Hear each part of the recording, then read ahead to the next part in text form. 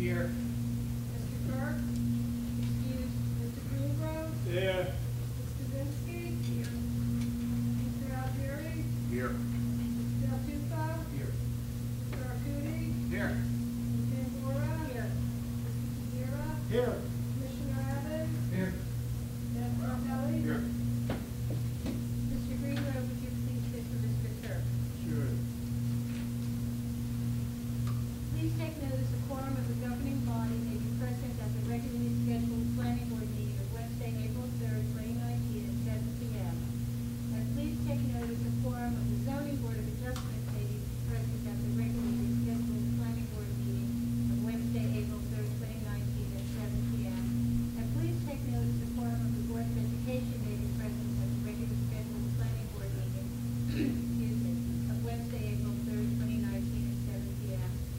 Please take notice that in addition to the regular scheduled meeting of the planning board, a joint meeting of the planning board, zoning board of adjustment, and board of education, and the governing body will take place immediately following the regularly scheduled meeting of the planning board to review and discuss land use and other issues affecting the township of Nutley as related to the zoning board of adjustment and planning board.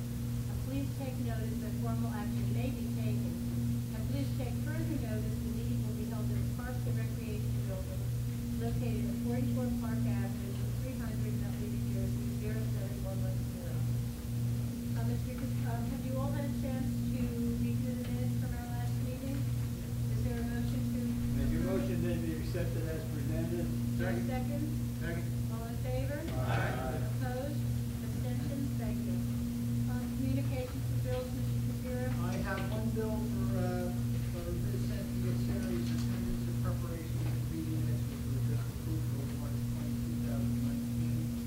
The amount of $150, which I find to be fair and reasonable. Is there a motion to approve? Make your motion be accepted and paid. Is there a second? Second. All in favor? Aye. Opposed? Abstentions? Thank you. We have no, That it? there's no. Okay. No other communication and no old business. Okay. Under new business, we have our combined meeting with the board of the zoning board, and if you'd like to present your findings. Thank you very much. First of all, thank you to the mayor and the commissioners for establishing and adopting the mixed-use density code, which will give us a guideline in dealing with those applications.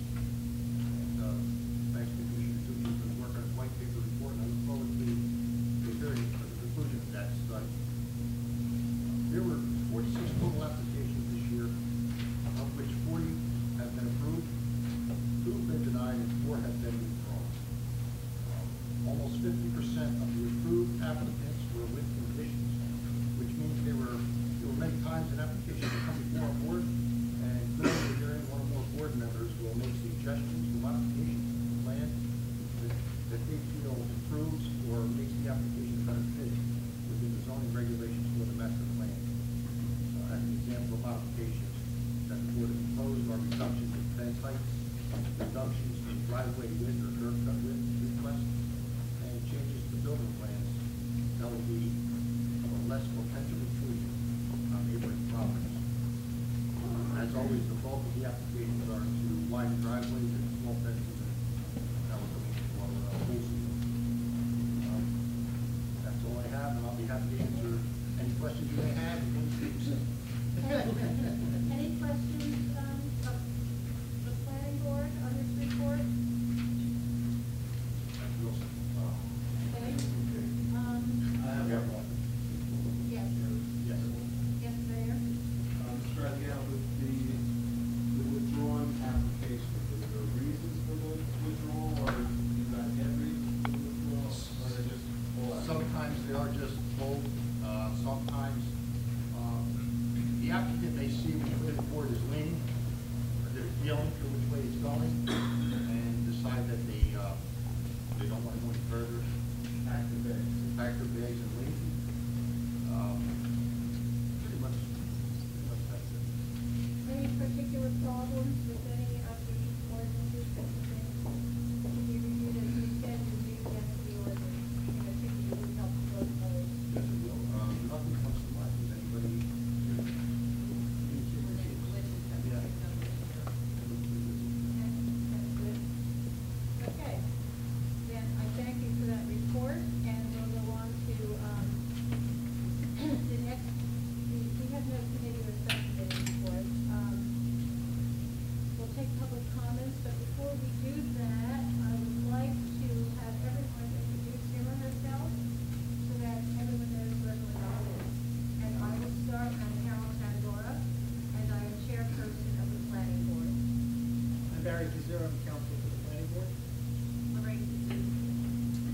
Clark Keating, Vice Chairman, Planning Board.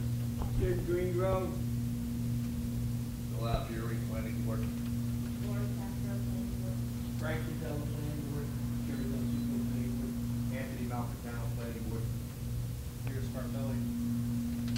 Adrian Thomas, Hamilton Campbell, Township of Lynn. Eric Seno, Board of Education. Mary Quirk, Board of Education.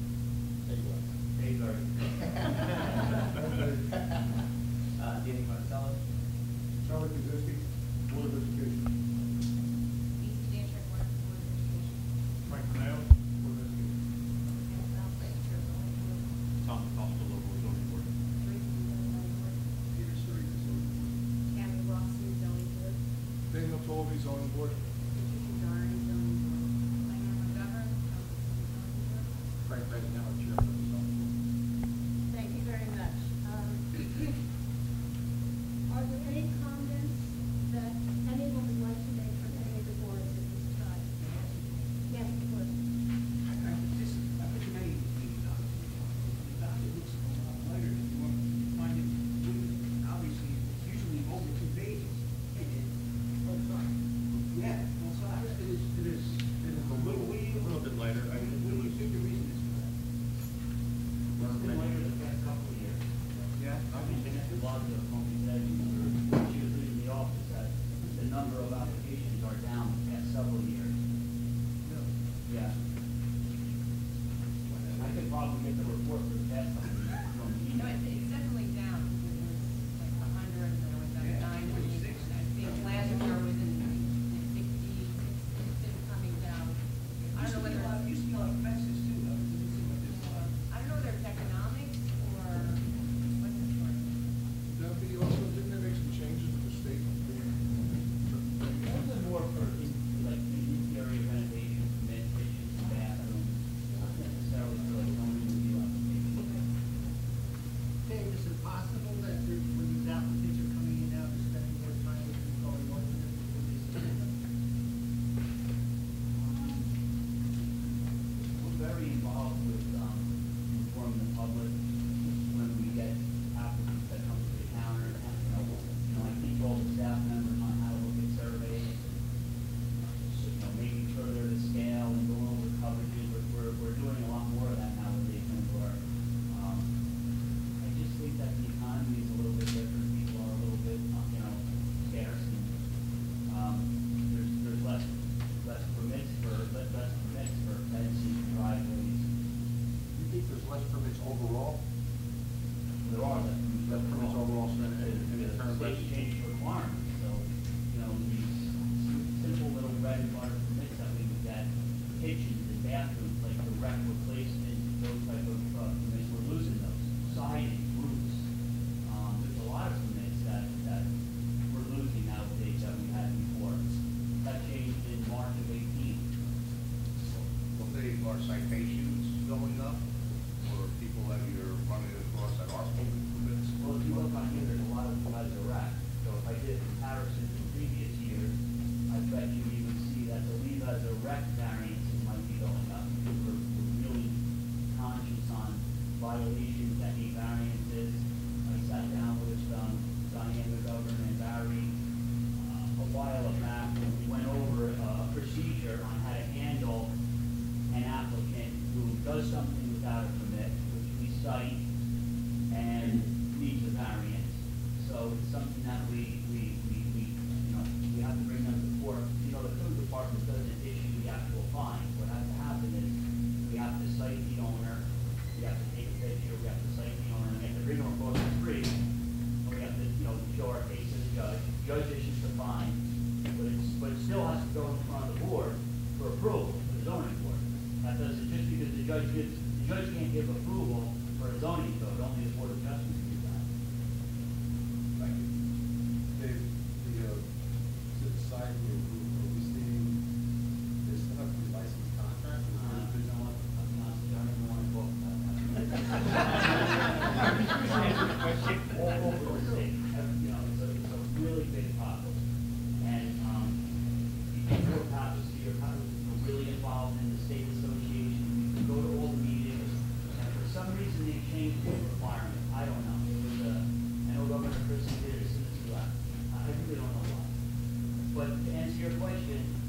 there are tons of unlicensed contractors out there, and we don't know. There's no way we could ever know. I used to help out so many senior citizens because they used to get ripped off.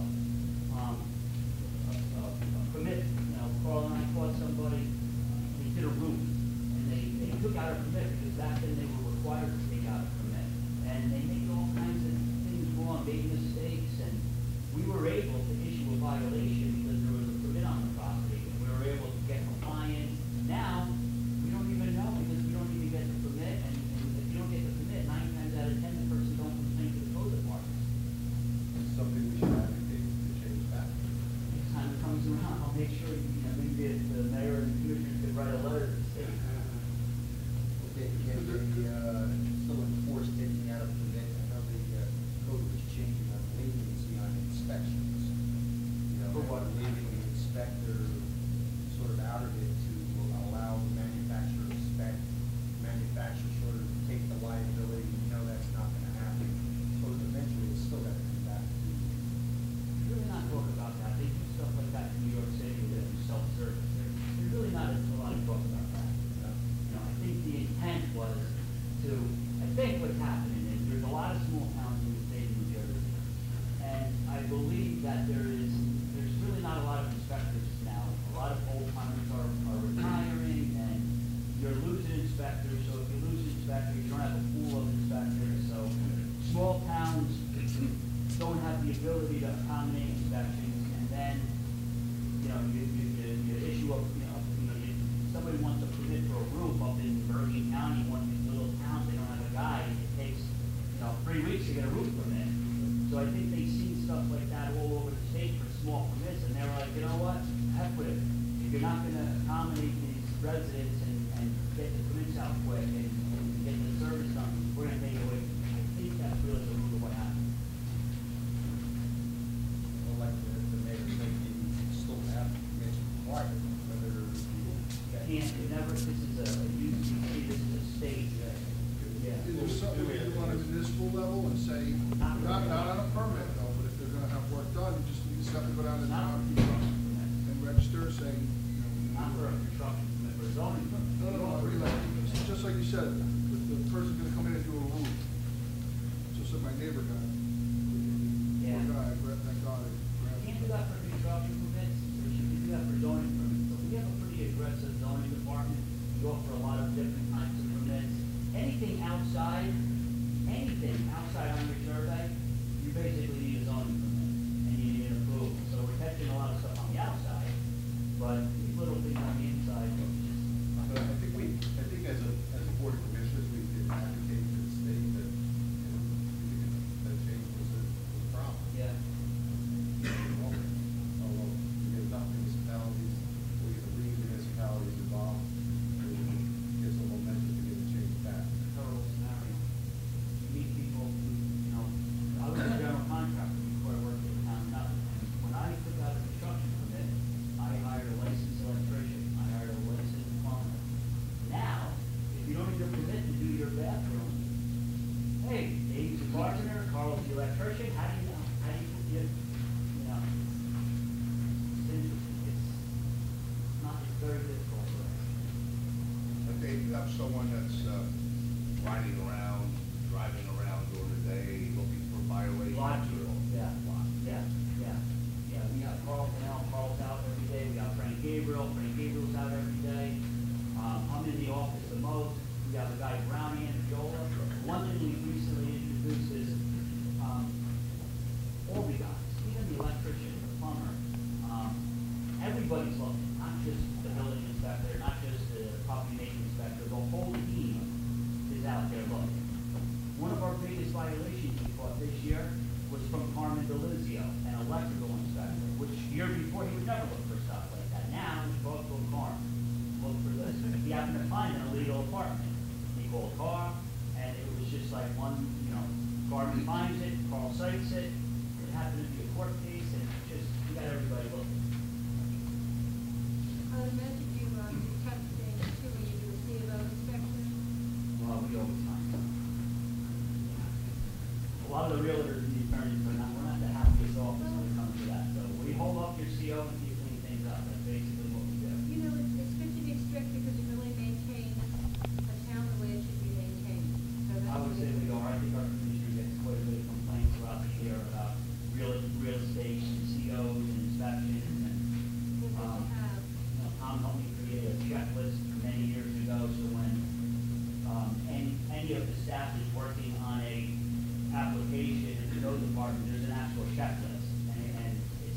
redundant, you know, we do so many of them, you can't make, can't make a mistake, if you just follow the checklist, it works every time, and it works out pretty good. The problem is, I mean, nothing with the realtors, it always comes to the last minute, right? Closing, No damn All the realtors, time. I'll tell you. Dave, all the time. Dave, I remember a conversation we had where, you would discuss other towns have an ordinance, which would, I think you said it was three things can't be together that would alleviate the potential for an illegal two-family. I think you said it was if somebody's basement has a separate entrance, plumbing, and I forget the third thing. One of the things that Carl and I have some issues with is, our ordinances, our ordinance on what you can do to the inside of a one and two family, it's really open. If you really look at the code book and you look at what you can do inside a one and two family, it's a little vague. So if you wanted to build certain things in a basement, the code is pretty open to that. So some towns, like I was talking to my friend yesterday, he's a construction place in Clifton, and in Clifton, you're not allowed to have a bathroom in a basement if there's a separate doorway, like a separate doorway. You're not allowed. It's black and white, it is clear. And he told me in Clifton they catch 5 a week. Like illegal two-family. Clifton, like a basement apartment. So you're not allowed to have a bathroom in a basement with a separate entrance. Our code doesn't say that, no. That might be something. Our code is. Planning board wants to take under advisement. We haven't, I A don't, lot of non-conforming.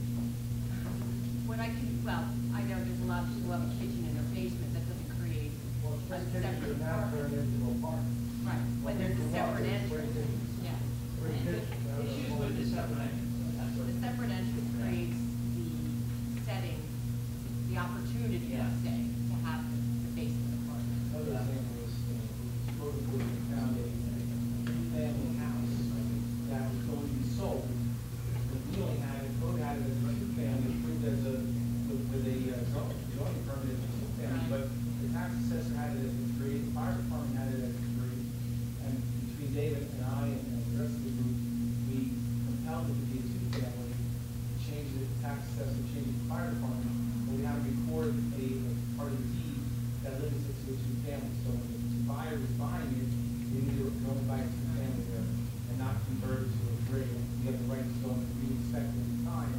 If they try to, this type of house that's easily convertible to a three, we can go in at any time and force them to do it. But we negotiated with the seller's attorney and we pre-acted a document that solved the problem. So they're finding those things, we're working with them to try to, put it in order so that these things don't happen. Because I've seen the zoning board, because we have very experienced people looking at plans, will see that somebody will come in looking for, do whatever they want to do, and then they'll pick up on the fact that, hey, this is a separate entrance into the basement, and then they question them, are you putting in another apartment, whatever the case may be, they'll ask, we'll put it as a condition, but frankly, once it's built, and you're done inspecting, hard to follow up on that. See, now you at least put that as a condition that they can go and inspect. all we triggered was the sale of the house, so they Right. knew they were in CO, and we got to do the inspection, and we gave them in. We said, this isn't right, we have a family. It was an old approval, I think it was several years. Oh, 77. Yeah, so, yeah, piece it all together, but the taxes, they were having three families living there, and they were being taxed like that. Well, so I- It probably cost Mr. Evans a one unit apartment. More tax revenue? Tax revenue, but we forced them to comply, that's what we're trying to do. But I think the suggestion that maybe the planning board wants to look into, some type of limiting ordinance, the way Clifton might have it, or I know you said a couple of. Double does too. Double does too. You actually made those conditions when we was thinking. Right, right. But there's a person who had a bathroom and a lot of room downstairs, and we just said. Our ordinance allows conditions was separate take it entrance. out. There would be no way I legally can deny somebody a permit to build a separate entrance. What I look for, what Carl look for, say I get a permit for a separate entrance way. Before I sign a permit, I make an inspection, I make Carl go there, and I make Carl and I talked about this one time. Carl goes there, Carl's identified So at least Carl can tell me, Dave, there's not an apartment down there, there's not a bathroom down there, it's an open room, then I'll issue the permit. But if Carl comes back and says, Dave, there's a bathroom there, there's a kitchen there, there's a family room, and you do a separate entrance way, I could navigate through the ordinance to deny that, because if you look up the definition for a dwelling unit, it completes the separate entrance way, the kitchen, the bath, then I can navigate through a denial. But if somebody just flat out wants to put a separate entrance way down their basement, and it's all open, and then 3 years from now, they want to do some construction work in a basement without a permit, I'll never know, they do without a permit. And that's how these units get built in basements now. And I would say primarily, Carl could double me, I would say it's mostly the two families, like, I don't see a big problem with a legal basement apartment with one family. I would say there's a lot of old two families, that's just the way they were built, two families, that had these separate entranceways, they were big houses, they had big attics, it's really not the one family, right, do you agree? Only the case that, they have a lot of long separate bedrooms. This is their way.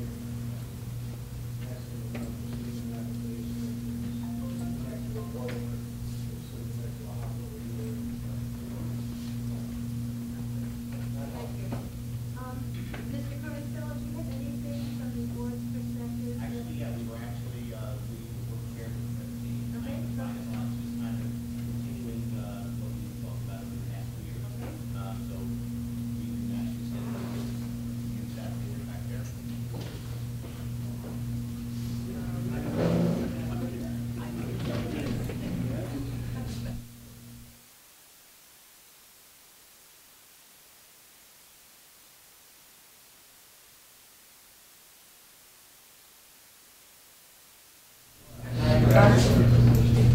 So whatever Sheamus is on, pick up on, whatever I'm pick up on.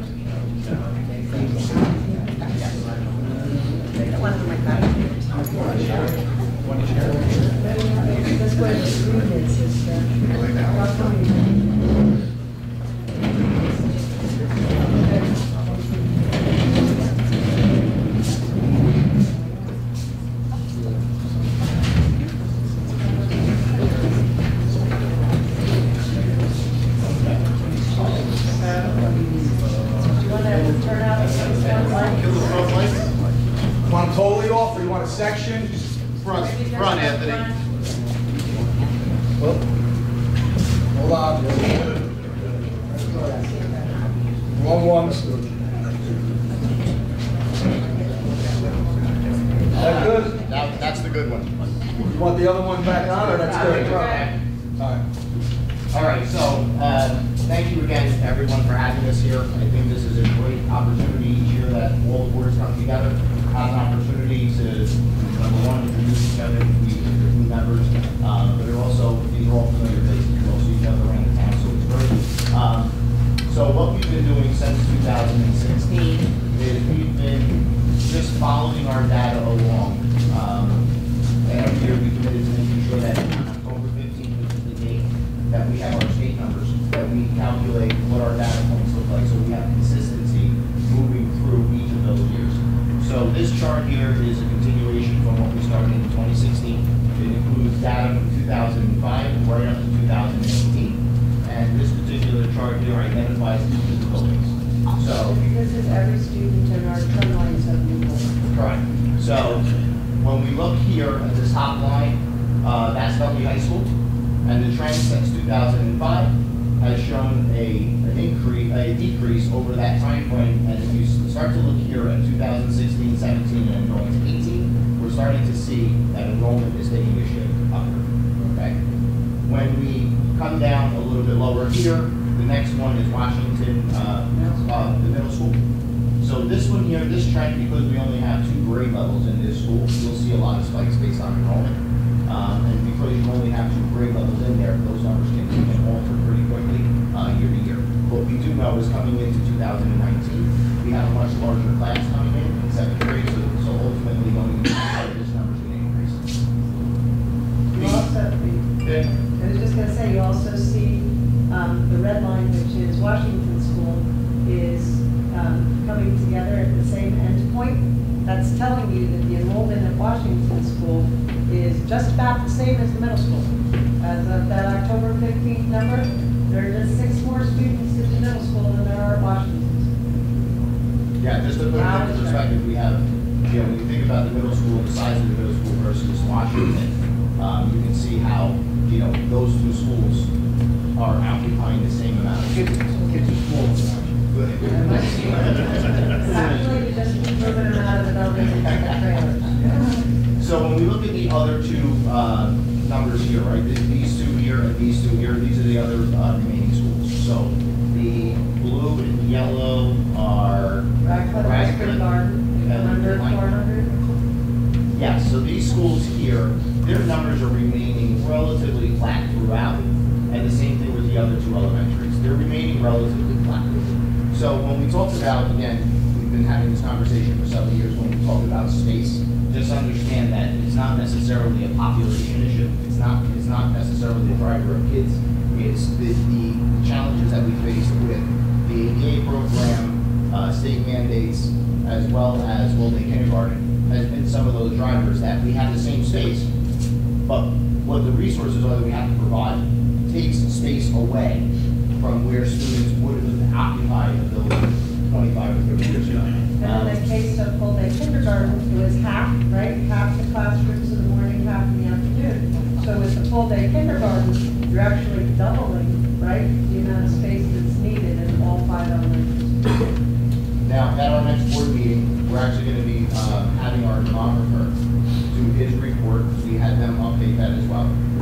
He's also going to do a presentation on the shrinking school, which is a very interesting piece, because what it does is it takes a look at an actual school and how, over the time, how state mandates and changes and how we deliver education have actually shrunk the size of that school. The capacity has changed dramatically from the 70s till today. So, Danny, what is the acronym for ADA? that's the autism program. ABA. Oh, ABA, sorry. Applied Behavior Analysis. Thank you. ADA is the Americans with Disabilities Act. So this one here. I was just gonna say, if you just go back for one quick second with Washington, if you look over this time period, 2005 to 2018, one of the things that is notable is not just that Washington School and the middle school have about the same enrollment. We talked about the fact that the 4 elementary schools are mostly flat in enrollment. Again, they started overcrowded. Davey talked about what's driving the overcrowding issue, but I want to just call to your attention that Washington School, over this time, has added almost 200 additional students. We're going to talk about that in the next. That's why I wanted to call it to your attention before we got to the next slide. So this slide here shows high school, middle school, and then pre-K. So the first gray line there is showing all of the elementary. And what you're seeing is a trend that's just continuing to go upward. Part of this is a lot of factors. We have special needs students, we have pre-K programs that we accommodate for, we have all-day kindergarten, so the drivers continue to push forward. Mostly it's Washington. Yeah, Great. as a That purpose is exactly one. If you go back, it's exactly the same one. correct. That's what I The said. majority of that increase, that what you're seeing is correct. That trend is following ultimately what's happening in Washington. The high school, which is the blue line, as we talked about, it remains declining, and then what happens is it levels off. And what's going to happen is eventually, as the children move through in the age, you're going to see some additional increase in student populations at the high school as well. We have a very large class coming into the middle school next year, so you know that in 2 years that gets the And then, What's driving the high schools, United States flag, elementaries, especially Washington, to go up? What's happening to those 200? I hear that truck eventually driving. it will. It hasn't yet. Well, I was gonna say, there has been, over this time, if you go back and look, you can see it's a pretty steady decline in the high school, you're right. And then it comes to level off. So over this whole period of time, you have about 150 less students. For a long time, it was always a wash, right? You'd have kids come in, kids come out. And so that's kind of what you see reflected. I don't know that you see the actual student, you know. Freshman student private schools. So we always have, in 7th grade and 9th grade, students that move to the secular schools primarily. So when you're saying private schools, not so much, you know, Seton Hall, Craft, that kind of thing, much more in secular schools. And then last is the middle school, as we talked about, with only the 2 grades up in there. You're going to see a more consistent outcome. What you'll see here at the end, this year is going to start to come back up again. Okay? And that's going into the 2019 season. And in the first slide, you saw that in the total district, that's the students that are actually in our schools. It doesn't count the students that might be placed out of district, right? Because they are taking up space in our building. This overall enrollment, if you look at this level, that includes the out-of-district students. There's only about 45 to 65 out of district. So Washington's getting a major influx of kids, Yes, correct? and we're going to continue to talk about that through these slides. And what grade level are these children coming in at? You're about to see. Washington School is kindergarten through 6th grade. No, I get that. Well, They the could kids be- are coming, yeah, so are they starting at the bottom? So, Or are they so fairly moving this is in? what I'm gonna say. We did kindergarten pre-registration in March because we need to have kind of an idea of what we're looking at for each of the schools. I had 43 more kids in March this year than I had last year. I have almost 250 registered, which is crazy. I've already had to close Radcliffe's kindergarten. And I am close to Washington. So we don't know where they come in. You know, I can look at the enrollment data, but I can tell you our kindergarten enrollment continues to be up. We also are continuing to add the pre-K, the integrated pre-K program. So this slide here, a lot of different points that you're going to see here. So what we've done is we've highlighted some of the larger multifamily developments and apartment developments in the town. This list, we have an entire list, but we just highlighted a few of these just to, otherwise this slide would be so big we wouldn't be able to fit it on the floor. But we just wanted to make sure that we can give a general idea of how these things are trending. The blue line represents Cambridge. We've always carved out from the first time that we started to provide information to the boards, that we've always kept Cambridge as a gated community. So some people may look at it as single-family residence, some people may look at it as a multi-unit development, but we've always kept it separated so that we had a handle on what the numbers were specifically coming out of there. That's this Cambridge, they all go together, or are they split? So the majority, and there's only a few that at this point go to Washington, the majority are going to Yanmar. And you're gonna see that in another slide by the Yeah, we numbers. didn't see yet, it was population spike. You're gonna see why. You're gonna see this slide. There's a pretty good reason as far as why that would be happening. The other thing just about this, when we're talking about multifamily, just for a definition, I wanted, just Danny was just saying it, and I want to make sure you're clear. We're talking about anything that's not a single family, right? So in Cambridge Heights has the townhouses, the condos, we're including apartment complexes, all of that is what we're tracking, okay? So when we look at the wonderful lines there, I'm gonna bring everyone's attention to this one right here. Okay? And if you follow this line down, and that gray line is actually the start of the East Center Street development. And so what you'll see here in Washington specifically, because that line is the one with the highest amount of increase, this is where the population numbers have come from in Washington. So these two lines here represent the river, these two here are River Road, Arbor Hills, and the East Center Street apartments. These two here.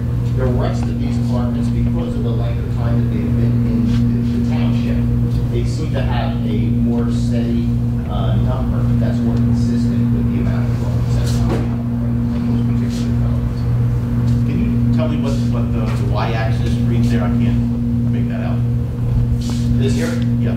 that's the number of students. So what are those numbers? Oh, okay. Areas, So lines it's of where- 40, 40? and then the other one is about 30. Okay, so the lines are top of 20, the lines are page 20 is inches. about 160, is that right? Yeah, so which one did you want me to look at? Yeah, Just wants to go. Oh, yes, they are, they're 20 numbers, they're 20, speaking, 20 students between. Yeah. And even though our charts here are 2005 to 2018, we obviously have been tracking the data for a long time. So when we're talking about new complexes, I'll put that in some air quotes, excuse me, I'm sorry to do it. That takes about 20 years, right, to see that trend data move up. So our older complexes, those are the ones Danny was just saying before the question, have that steady state, right? They have little variation over time. It's the new complexes that are really creating the influx. You're saying after 20 years or so, they'll stabilize? Yes, and then you'll have, But it's- and then you'll have new Similar trend, complexes. yes, when you have more time, the properties will get to a point where their saturation is complete. So maybe you'll have some movement in student enrollment, but from what we've seen in the past, with not only the way some of the older complexes have worked out, the numbers will balance out. You'll have a couple of students here and there on certain years, but typically it moves pretty steady. And even though we only are showing a sampling, we actually do track every single property, every single one, and we do monitor those. So if you had a question, not necessarily during this presentation because we're trying to keep it contained, but if you had a question about any of these properties, we would be able to give you that data. That's total enrollment though, right there, it's throughout the whole district, not just elementary. This is total enrollment. This is enrollment by complex. What's Right, that? that's the whole district. Right. So there's 40 students coming out of. Well, you're gonna see, we actually broke it down. Is it grade one? Oops, sorry. The gray one is ESG Center. That is 57 and 113. 57, 113.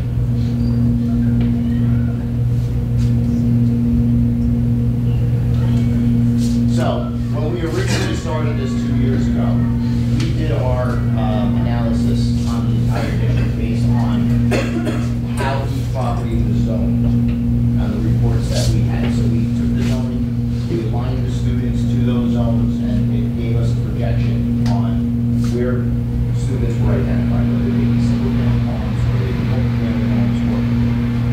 We changed that to do it as you see on the top there, we switched from the zoning category to address identified. So we actually looked at each of those students in a different way to create a little bit more accuracy in how we're going to be reporting moving forward. So what you can see here is that when we changed the way that we were actually collecting the data and inputting it into the charts, we've seen actually a little bit of increase of the single-family residents, and that number has, over the past 2 years, has remained relatively stable. Same thing with the 2 years on the multi-families. And what you're seeing here, which one is this one? Yeah, so this is, Cambridge Heights is the top one. The red one is multi-family.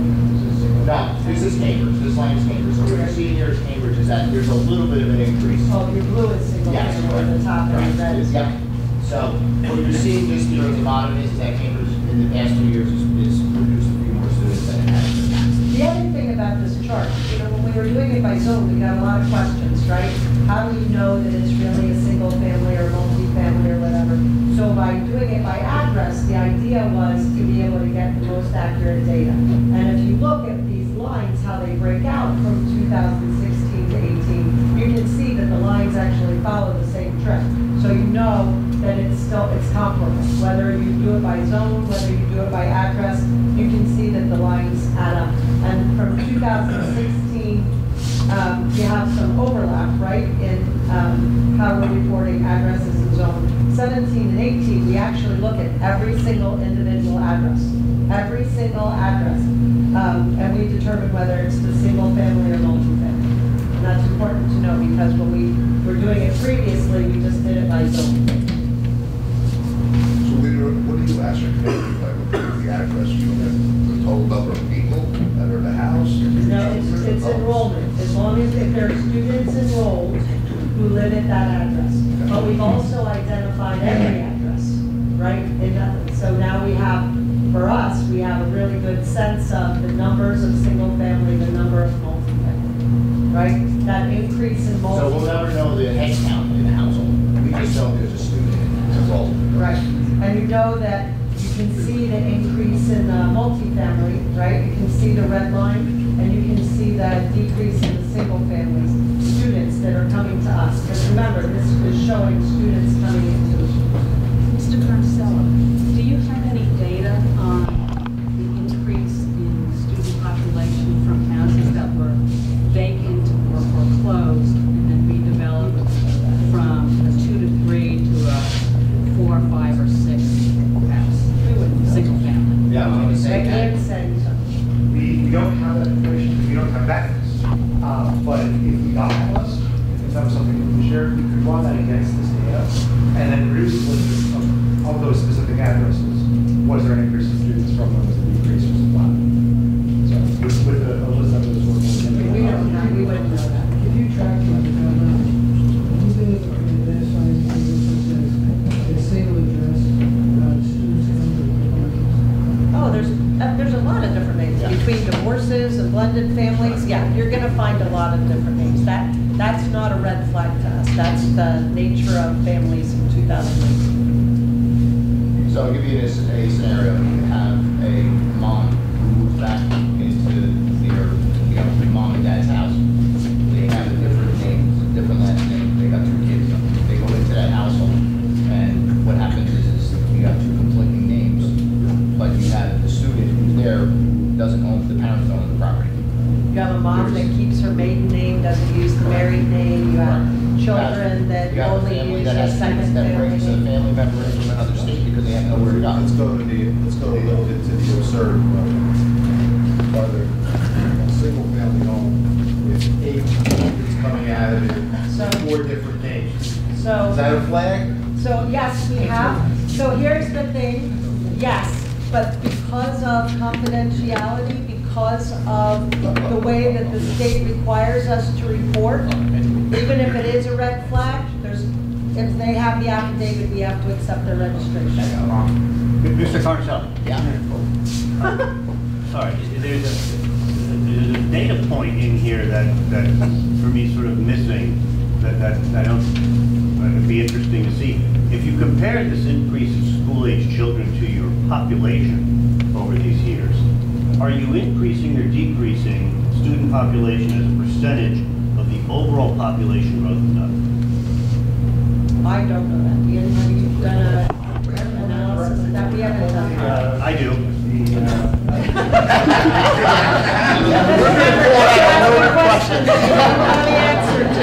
Go ahead, sir. You're declining. School-age children as a percentage of population in Nutley is going down every year. So when you see the next slide and we talk about that, maybe there's a correlation between what we're going to show and what you're seeing. Gene, have you looked at birth rates?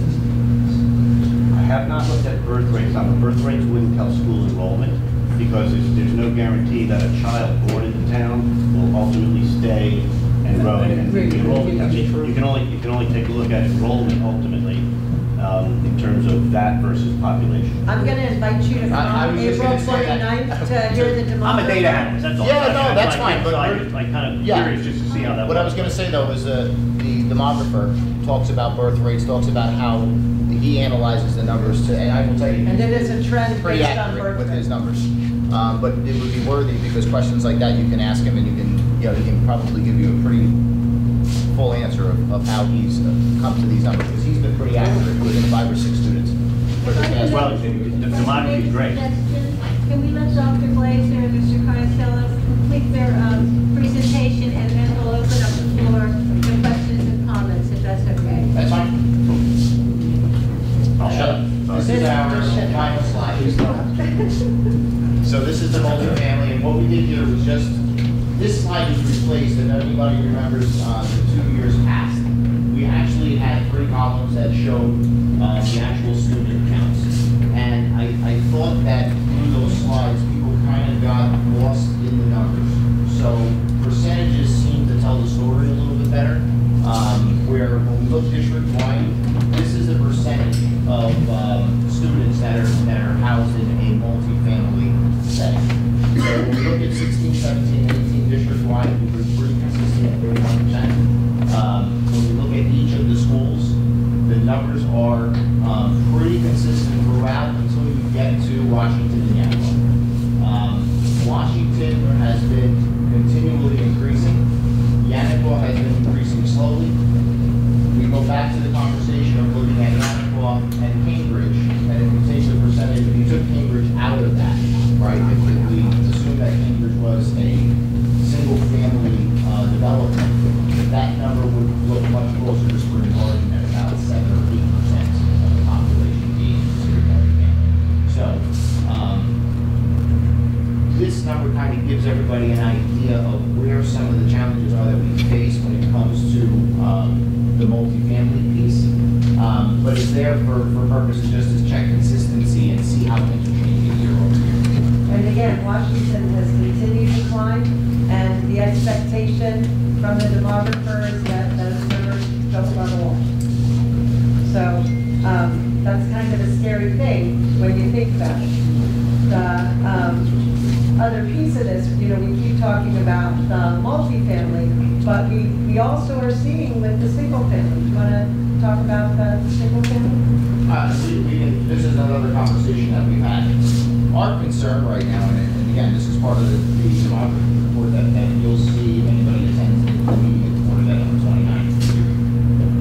The next phase of this is the generational turnover of single family homes.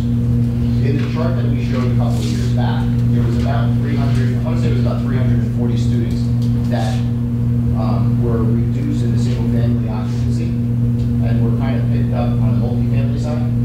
So usually in the years where we didn't have that kind of output for students coming in from multifamily, we had extra space in the buildings that we could accommodate. What's happening now is what we've lost in single family has been preoccupied by multifamily. And now when the generational turnover, which is beginning to start, and it's happening, we're seeing a lot of sales that are happening in the community. I see posts all the time, just student Nutley, I have 2 kids, and just student Nutley, I have 4 kids.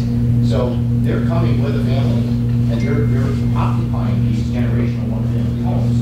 And so what we're going to see now is the impact of that one-family explosion that's probably going to happen in the next 5 to 6 years. And that's exactly nesters right there. Correct. It will be. And if you know, like again, 30%, say 31% of the total district is in multifamily, we still have 69%, right, that are currently in a detached single-family home.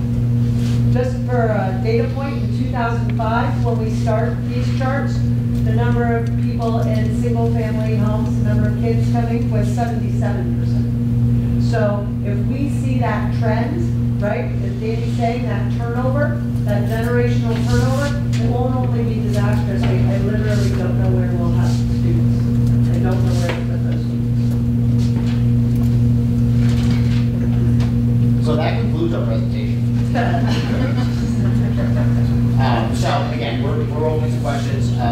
Some of it, I will tell you that if I feel that the demographer is going to do a better job of providing that explanation, I will definitely defer the conversation to Council before the meeting on the 29th, because I can assure you he has an unbelievable wealth of knowledge on that. So, but any other questions that anyone may have? Danny, I have a question. Sure. I understand that was the last meeting that we had in Board of Ed. How are we policing children that are in our schools that should not be in the schools? What's the criteria? I mean, So every child that comes into the Nutley schools registers, right? They have to show proof of residency. If they're rental, there's an affidavit from a landlord. For the past, I've been here, this is my 3rd year. We've done re-registration the year before I came, and the both years that I've here. We have another re-registration in May. Every new kindergartner is a re-registration. So you have an ongoing review of every child in the district. Last year, we were able to identify 28 students, right, who did not seem to be Nutley students. Out of those, some were special ed placements, some were custody arrangements or divorce arrangements. We also have some children that are placed in the district by social services.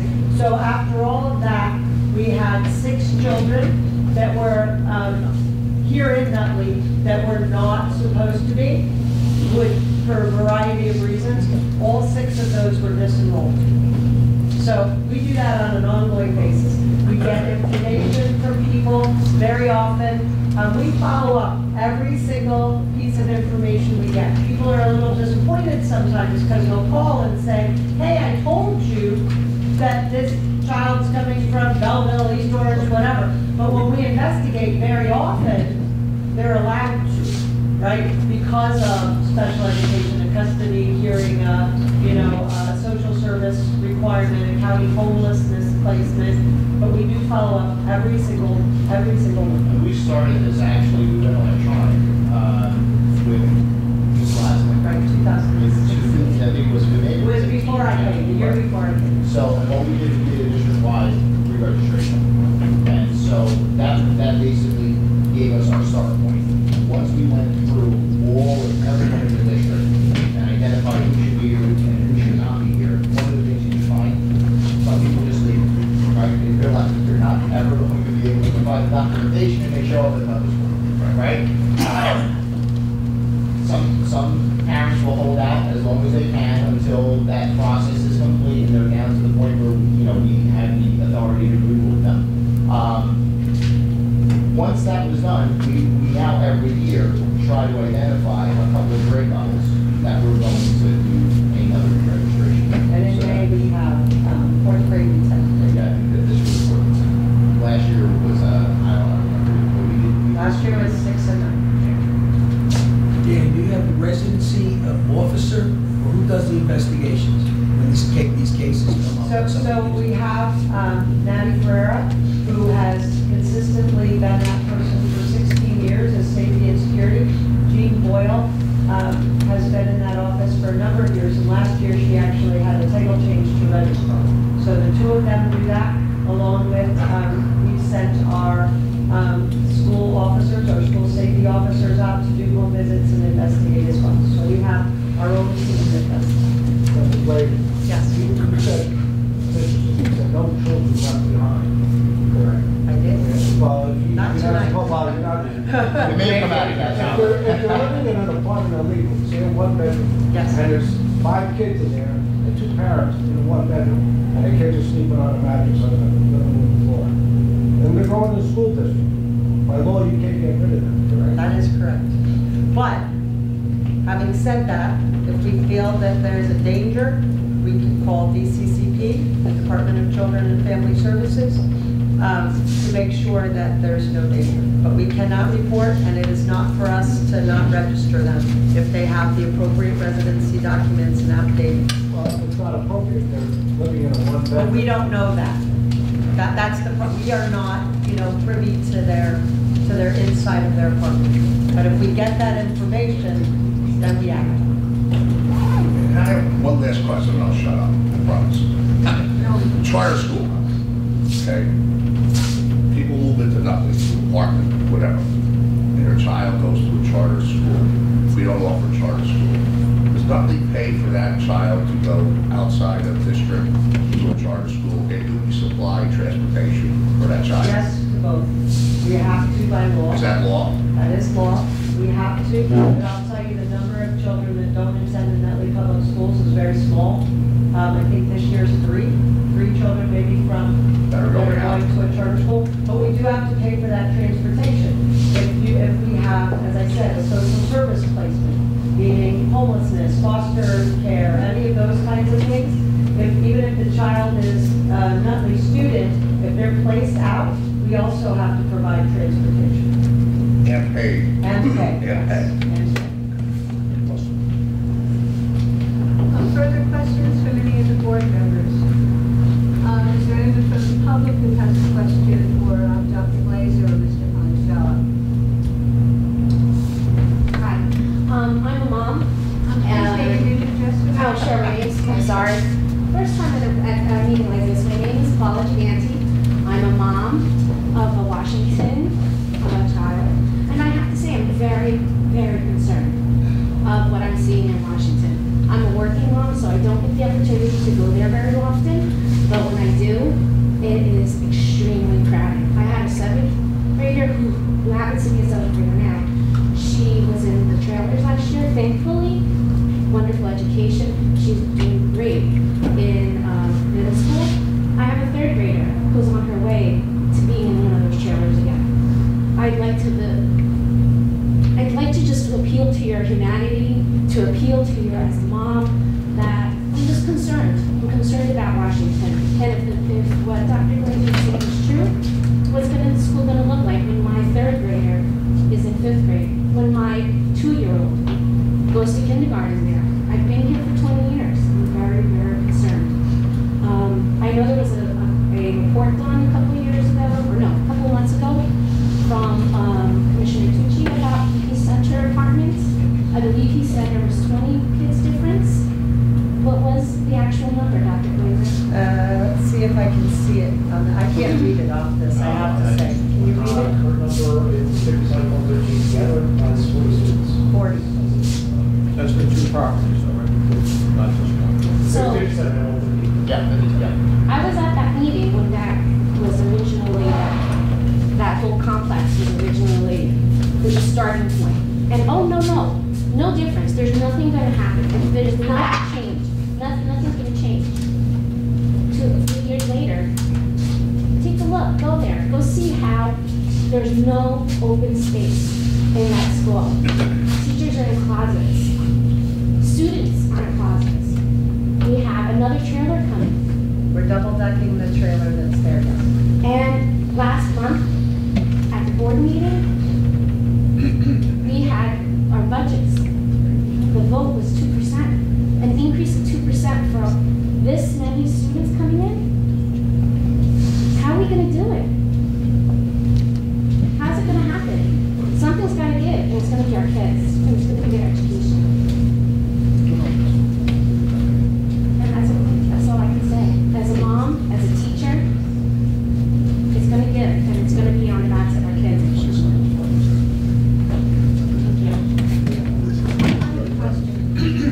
If the referendum had passed, would that have alleviated all of these problems? By the time it was erected, yes. Yes, it was a solution to remove the trailers, add the space necessary at Yannicol, Washington, the middle school, and it was proposed as a 15 to 20-year solution. Yes.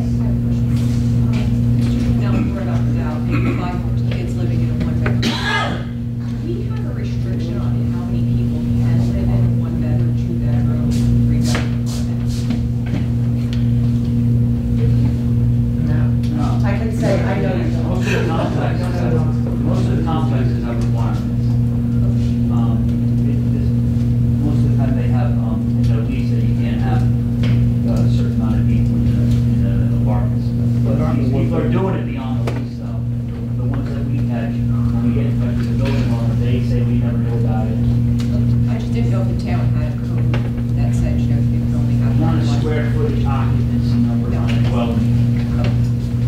I actually do have a question along that line. Isn't there any, shouldn't there be any code regarding safety as a fire, in the fire department of the occupancy or apartment? Of course there is. It has to have a egress window, it has to be smoke detectors, it has to be egress. But I mean number of inhabitants, so just like in a restaurant, they have a number of people that are in a commercial. Not in a residential Not one. in a residential. And that's not just unique to Nutley, that's all. No, it's the state of New Jersey. And we would love to change that, obvious. You know, when we're doing inspections for the fire department, fire prevention, Yeah. low hazards, high hazards, whatever we're doing. You know, but there's no teeth in the state guidelines or laws that gives us the ability. So if we walk into, it doesn't have to be, and I have to say, you see it a lot in one-family homes too, where there's mattresses piled up and stuff. So it's just not the apartments also, it comes from all over, but there's nothing that we can issue to prevent that from happening. Even if we would pass an ordinance that limited the number of children in a one-family apartment, we'd probably be going up against state and federal law regarding housing discrimination, civil rights, and that's why those codes don't work. We're not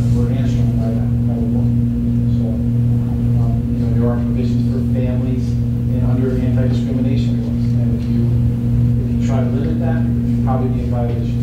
So that's the dilemma. Yes. Gene Diaz, 340 Gainesville Street.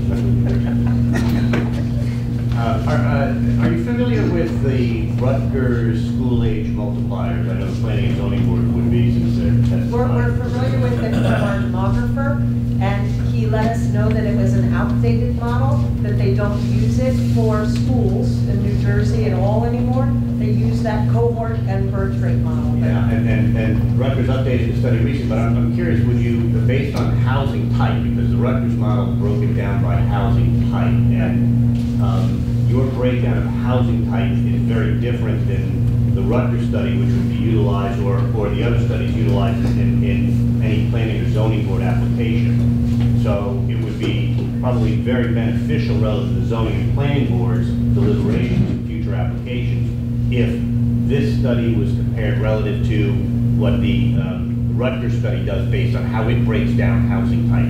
Because I think Also broke down by income. Yes. And the demographer actually is presented, he presented that in 2016. That was a question that arose at that time.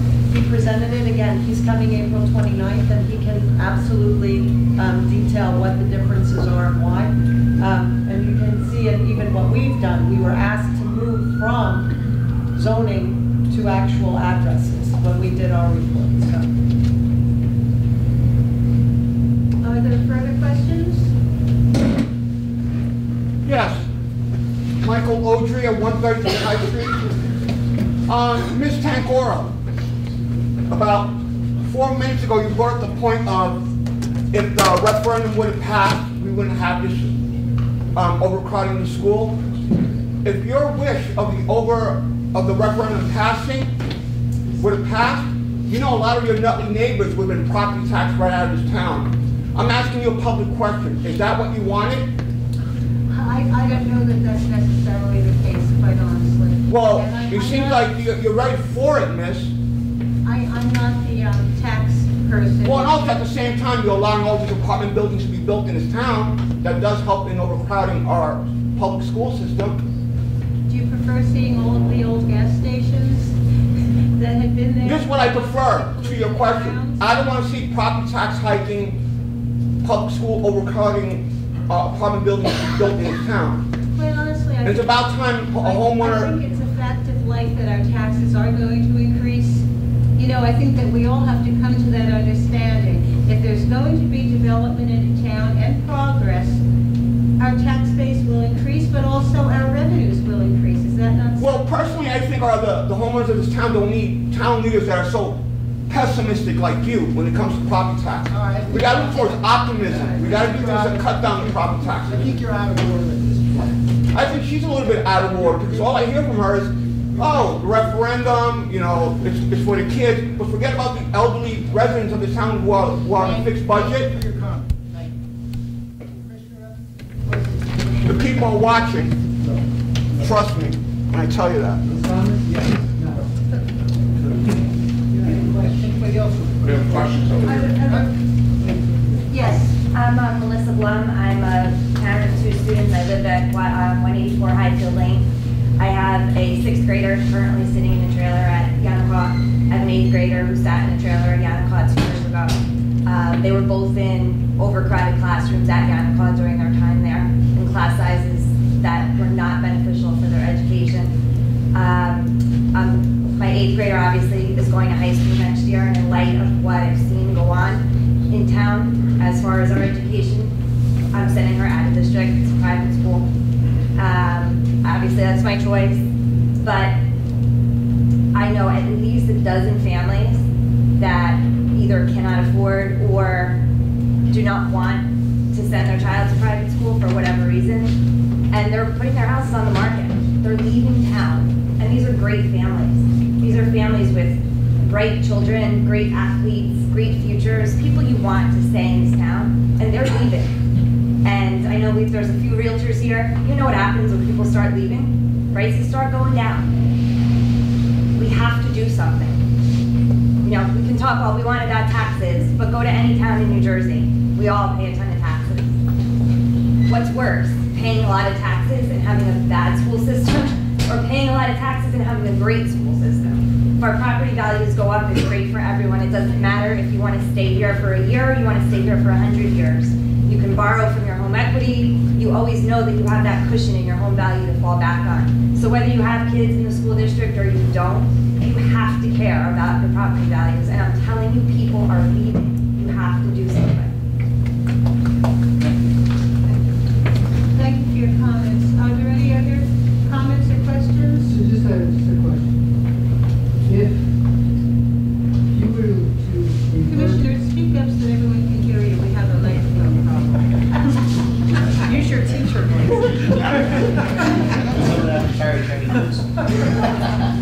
You thought only Anthony got hollered at.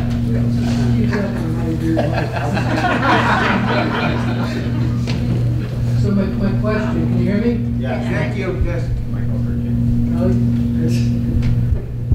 If you were to roll back the clock, go back to half-day kindergarten, roll back the clock where we didn't have all of the special needs and requirements in the autism program we have in the school, and other, some of the things other than young. How would that affect the capacity of the school? How far do you want me to roll back the clock? Well, I mean... No, I mean that sincerely, No, because you have, all, this town has, business administrator reports going back to the 60s, saying that there was the capacity to grow the budget, the capacity to raise the taxes. At the time, it was Radcliffe School that was at capacity, and that you have demographers' reports from 1995 telling you this was coming. So I'm asking how far back. When we have the public affairs building now, they used to do the Board of Education building. Yeah. The school system didn't need it. Right. Well, when did we start full-day kindergarten? I don't know. It came online in 2011. What year? 2013, we're told. My daughter was in the first class. Oh, my goodness. So wait, 2 questions. You did, I'm sorry, I got you out there.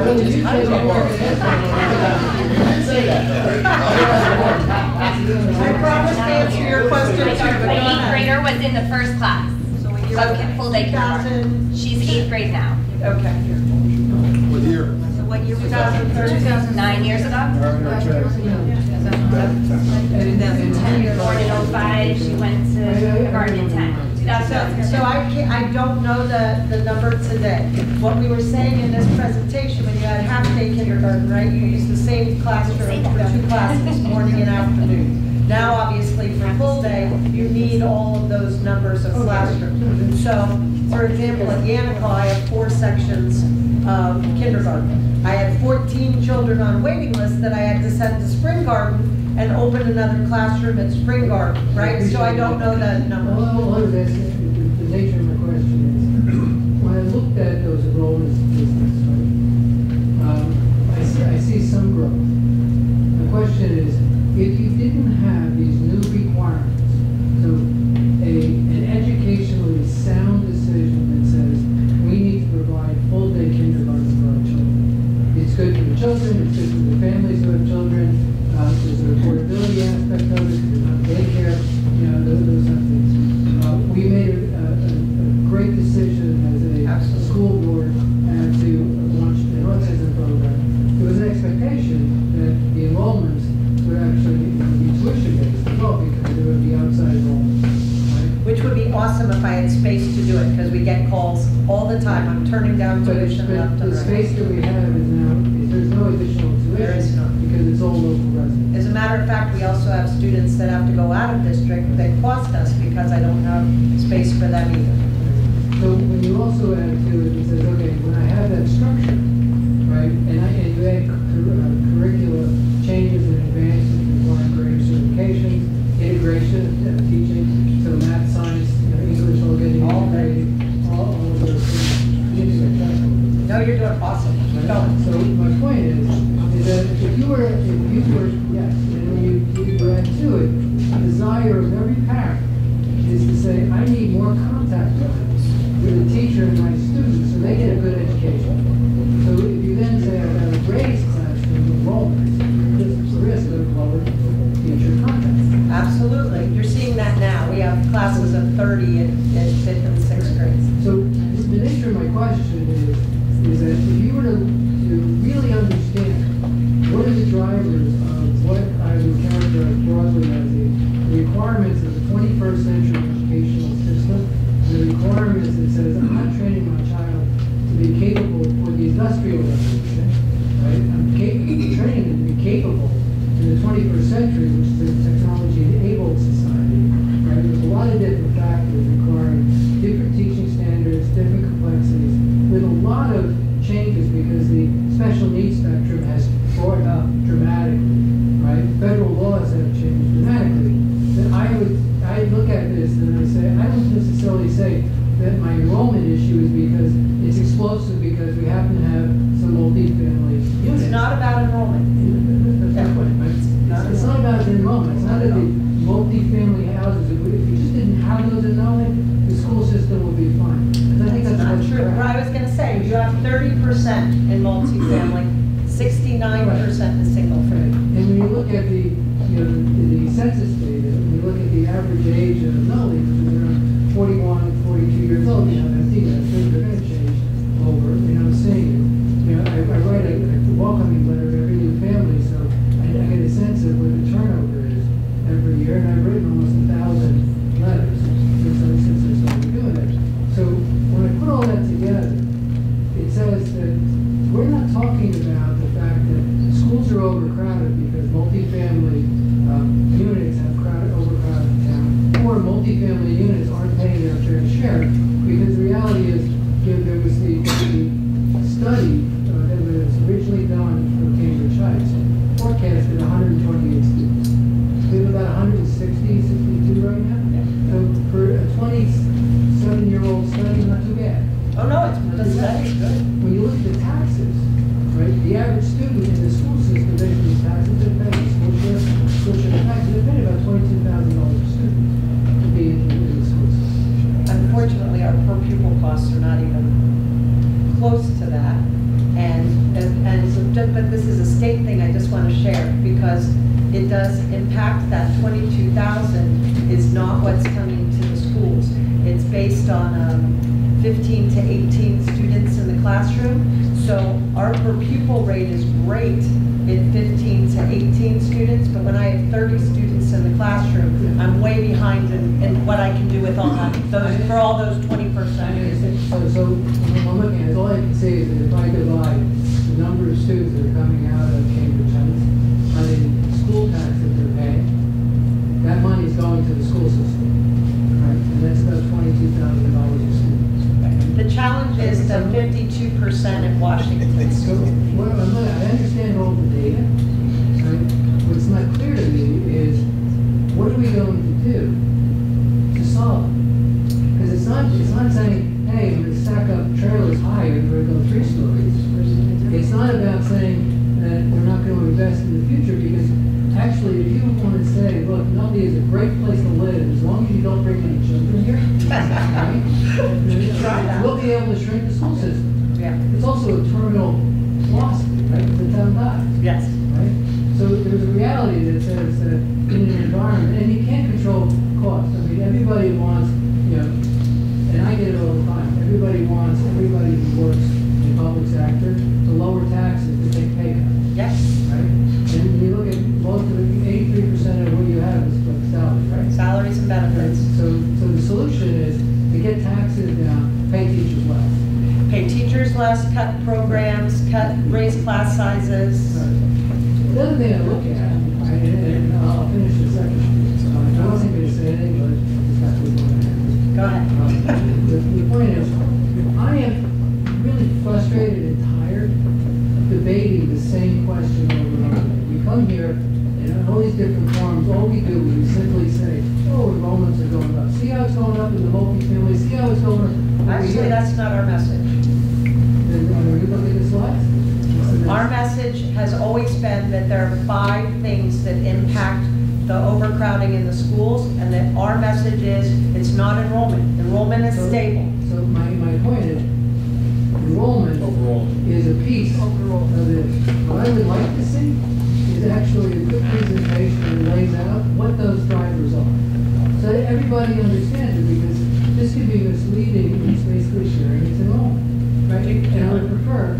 Well, I would prefer- we've I- identified. Look, I'm comfortable with that I know, those complexities, but I don't think the average resident fully comprehends what those complexities are, because without understanding that, then all it says is it's too expensive. Right, and I agree with you. We have done upwards of 60 public presentations, 60, not 5 or 2 or 3, 60 public presentations outlining those drivers. The single-family turnover, the full-day kindergarten, the addition of the special education programs, not just the autism program, right? But the need to have the state mandated waiver amounts, class size amounts, those limits.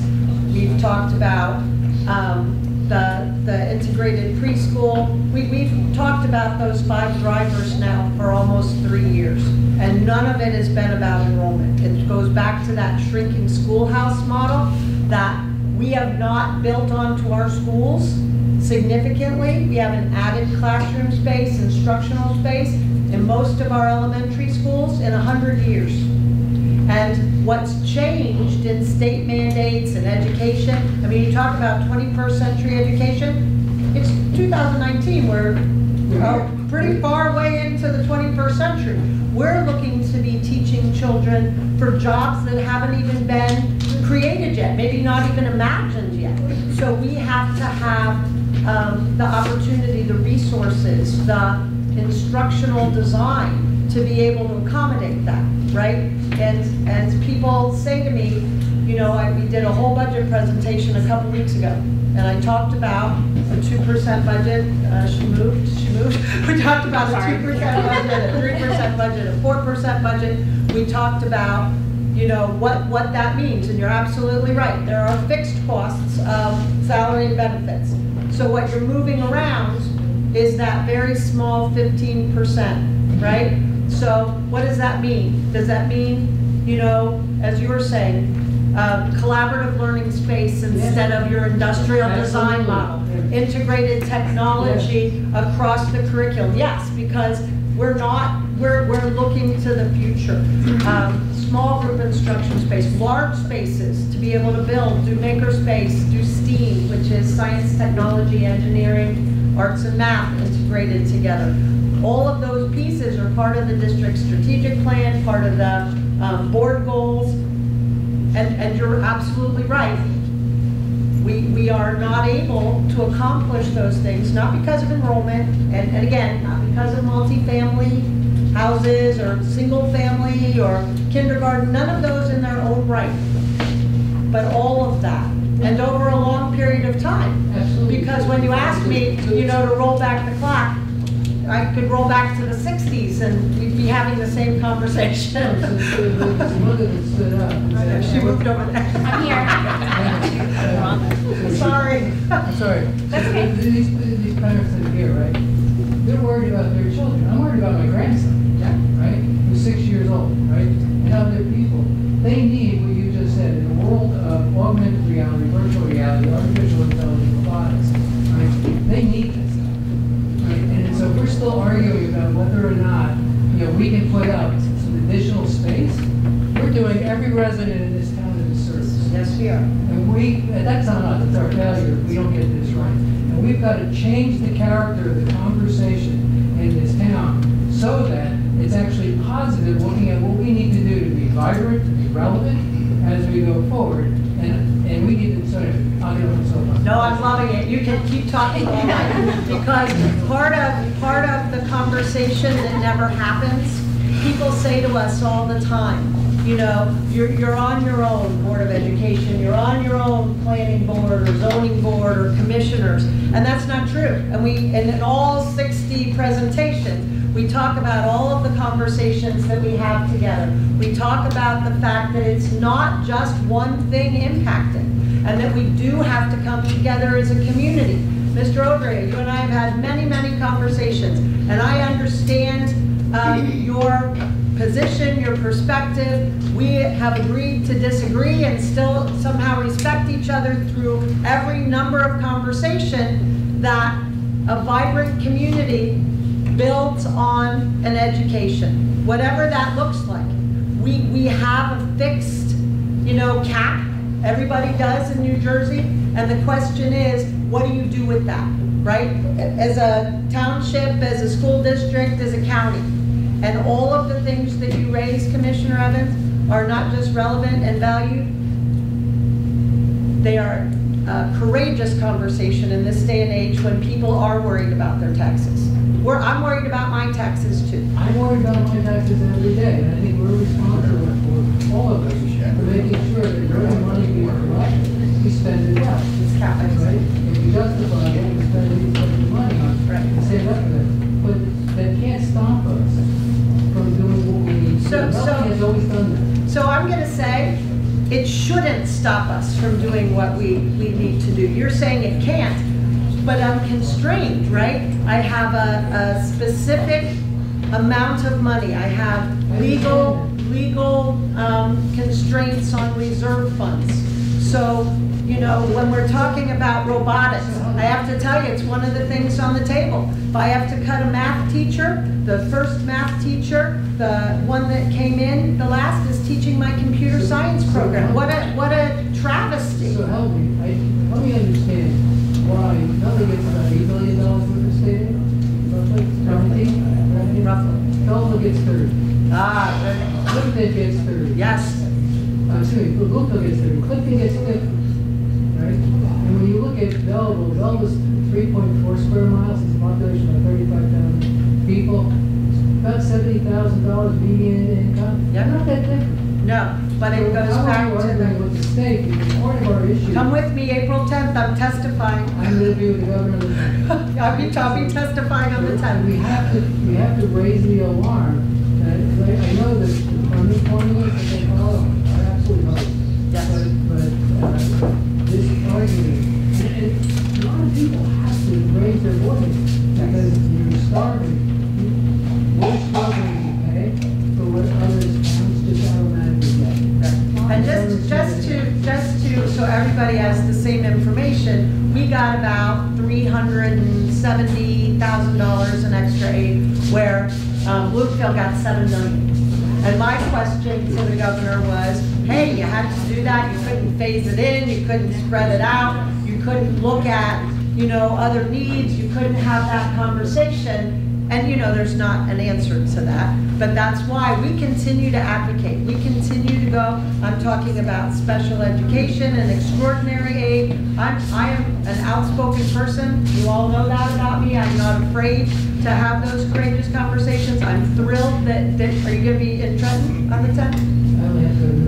I was gonna say, because we've brought in the Garden State Coalition to meet with the administrative committee of the board to allow us to speak to our freeholders, our assemblymen, our legislators. We are talking to everybody. We are on the exact same page as you are. We are not receiving what is necessary for the students of Nutley.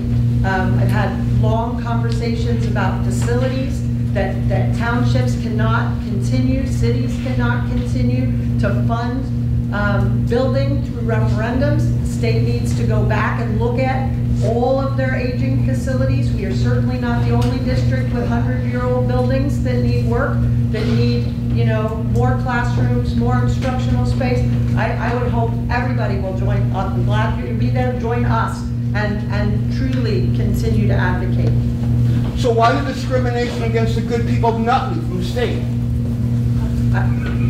I don't have an answer. The financial discrimination. What's the reason for that? Yeah, Belleville gets all this money, Bloomfield, but we get peanuts?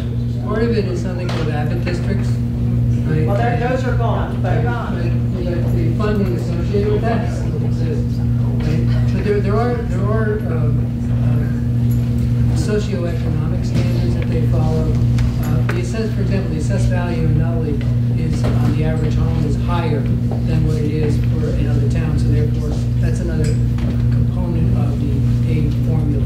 The aid formula itself needs to go through significant revision. School funding formula in New Jersey just is horrible. It's horribly antiquated and outdated. And you need Well, in all honesty, yes, absolutely. it's not based on, it's not based on race, because in all honesty, our governor is a POS. And now, in all seriousness, here in Nutley, no, I'm serious. I'm not playing games. Here in Nutley, the majority of people are of Caucasian. Could it be because of that? Bloomfield and Belleville? I mean, I'm Latino myself, but I'll admit the truth. The question I had, so, I think one of the things that I get confused about, and quite frankly, I think the public is confused about often, and because I hear it from the public as well. And maybe Commissioner Evans just goes to your comments and follows up. That I think perhaps you need to reframe the argument. And that the argument is, and should be very upfront of this, the argument is you do not have, Nutley does not have a school-age children population problem. You have a real estate problem. That's what it is. You have a real estate problem. You have, for the number of households, for the number of housing units in town, you have an appropriate number of children and students attending your schools. The changes in educational requirements over time has reduced the square footage of your schools proportionally. So you have a real estate problem. It's not a school-age children population problem. It's not a multifamily housing issue. It's not a development issue in the town. It's the fact of the matter is, for the last 75 years, you haven't been able to expand your schools to meet the changing standards of state and federal education issues. So maybe reframing the argument in this fashion for the public to understand is, it's like it's time to renovate your house. People are renovating their houses. People are converting their attic into livable space. The town needs to do that with its schools. And so, Chief, your point, I actually agree with you. The question is, we have to figure out a way to make that affordable. So even when we frame the question, right, and we show people what the tax impact would be on the average home, on, homes that are 200,000 above that, or 200,000 above that. But with all due respect, the problem is, most people you have that argument with think they're paying because you build new housing in your town and they're flooding the school districts. And they don't want to pay for that because that's what they think is actually happening. What you're showing here in this is completely the opposite. Actually, the percentage of home ownership renters versus homeowners in Nutley is about 67-33 or so. Yeah. The percentage of students coming out of rental units is lower by the percentage of rental units in the town than there is homeownership units. And we've said all along, you're absolutely right, and I would love your help in reframing. Listen, that, I'm having a lot of always said this. He loves to talk. Listen, one of the I actually don't. But I like to have a clear and concise argument and understanding of a problem, because without it, you can't begin to solve it. Right. And one of the things that I've seen is I've been a little lost and confused because I've been hearing it from the public, I've been hearing it from the commissioners about concern about what's going to happen at the Roche campus and what's going to happen with development, that and I think the reality is that you don't have a school-age children's population issue. You have a real estate problem with your schools. Yes. And that's what it is. Now, one of the most critical components and critical issues for us to attract companies like Ralph Lauren and Modern Meadow and Seton Hall and Hackensack is, quite frankly, the value of your community. Absolutely. And you have a great community. And when we go and talk to the CEO and the CFO of Ralph Lauren in New York City, who, by the way, just agreed to move another 250 employees to the building. Right. They're now moving to 1,100 employees from 750 to the building. Hope they don't have business. It's office, so you get it. But one of the things that helps attract them is because they look at Nutley and they say, and we sell it, they say, this is a great town. It is a great town. This is a great town. It has great people. It has great resources. All right. And I think one of the problems that I'm seeing from the arguments I've heard over the referendum the last couple of times it's been attempted is, to me, it's been framed as a population issue, and people are concerned, in my guess, is that they're concerned that they're paying for somebody else's kids. The reality is, it's time to renovate the house. And that shrinking schoolhouse analogy that we've shared with you, that we've presented, that you'll see again April 29th, we actually have the slides tonight. We just didn't want to take up any more time. That's actually our message always. The shrinking schoolhouse. And the more you can increase your tax base, more you can increase your tax base through development, the easier it is to afford the changes on your house. Absolutely, as long as people value education and value those renovations, right? And that's been the challenge.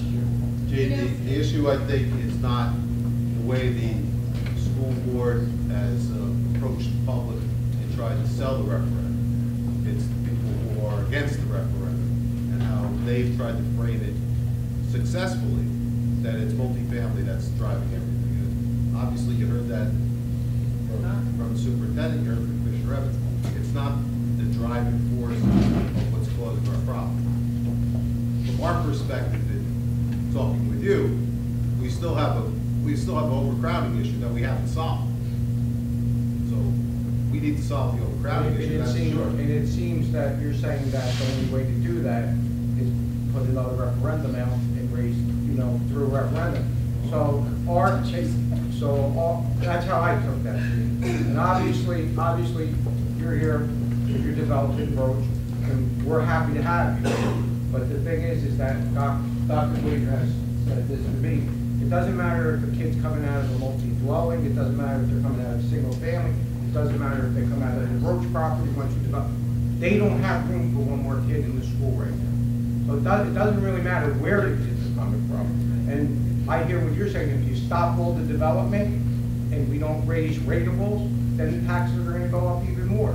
But we're caught in a mousetrap right now because there's a lot of people in Nutley that can't afford to pay any more taxes, to stay here. Then we have the Washington School problem, so I think that with you, we're really creating a brand, and I really think Nutley is at those crossroads.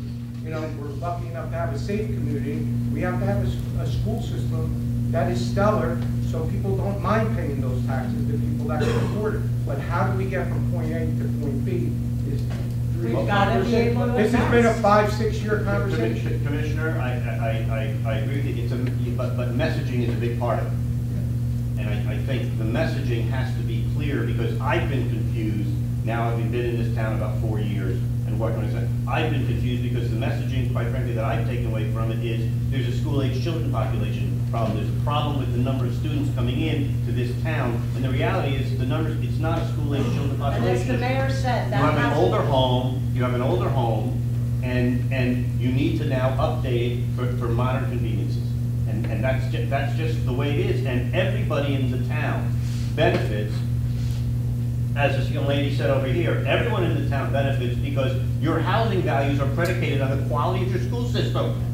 And that has been our message, and as the mayor said, we haven't wavered from that. I've been here since 2016, I don't think you've heard me say any different message. But it is, it's more money for people, and not everybody, as Commissioner Petracco says, can do that. So that counter messaging is out there. We're very clear, as Commissioner Petracco quoted me. Doesn't matter where the kid comes from. I don't have another spot for them in school. And then beyond that, as Commissioner Evans pointed out, don't have the money to do what we need to do to continue that stellar education.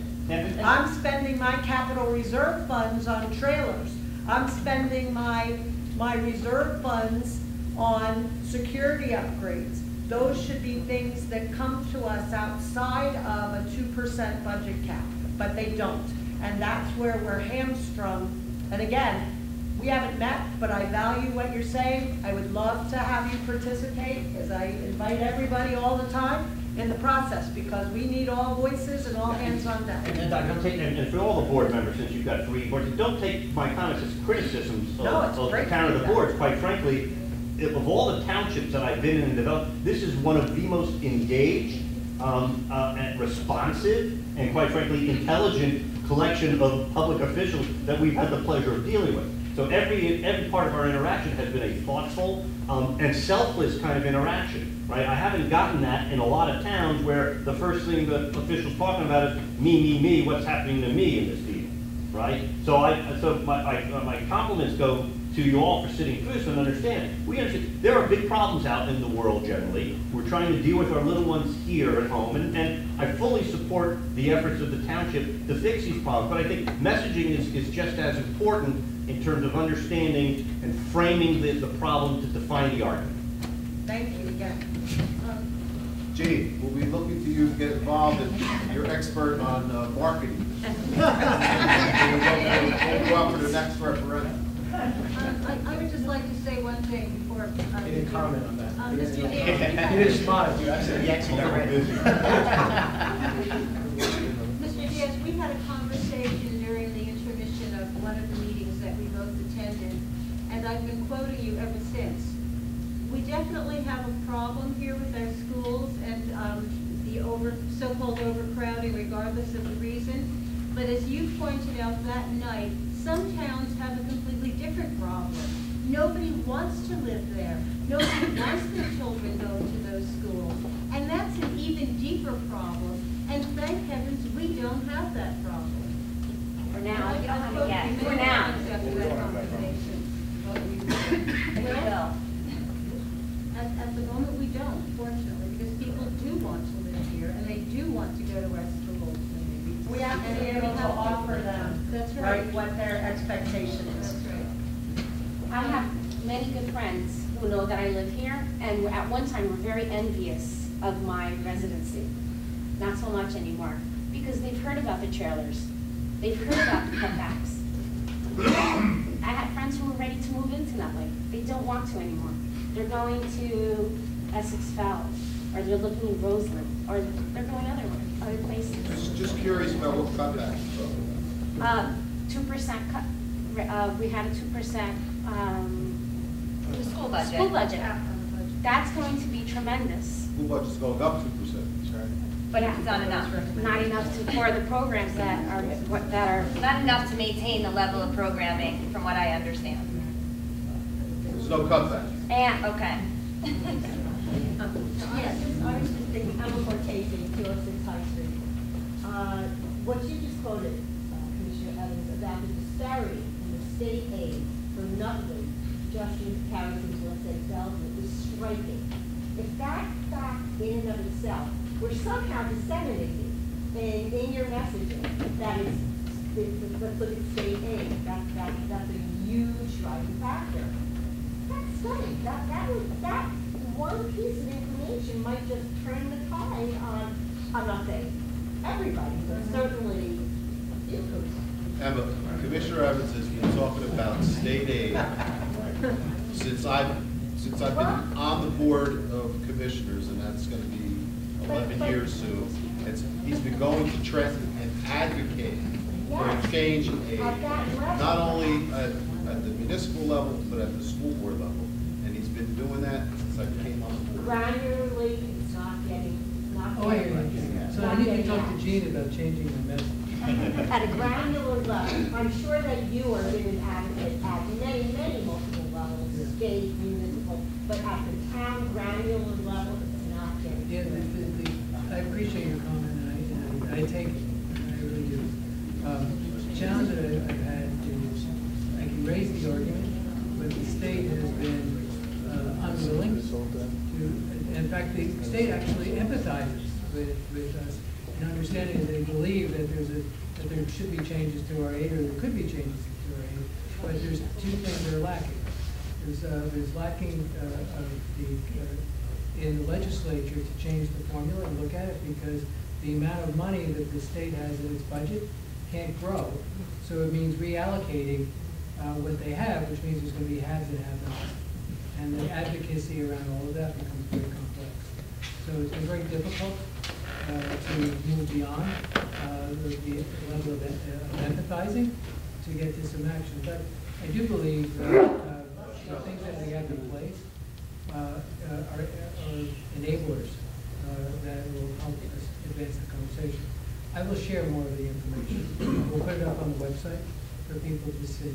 So if there's greater support and contacting our legislators, Ralph Caputo, Ron Rice, they've got the Assembly and the Senate, and keep raising this, that may actually help us too. Essex County Executive Joe Dean.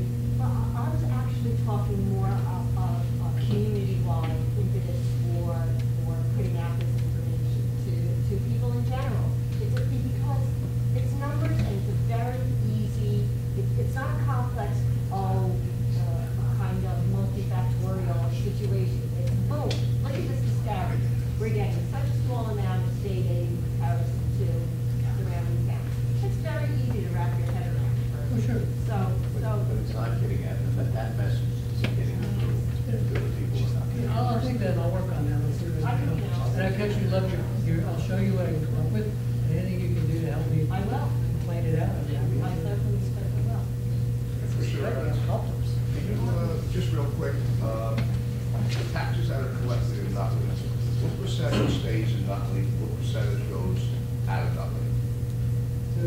roughly 17% of what we collect goes to the county.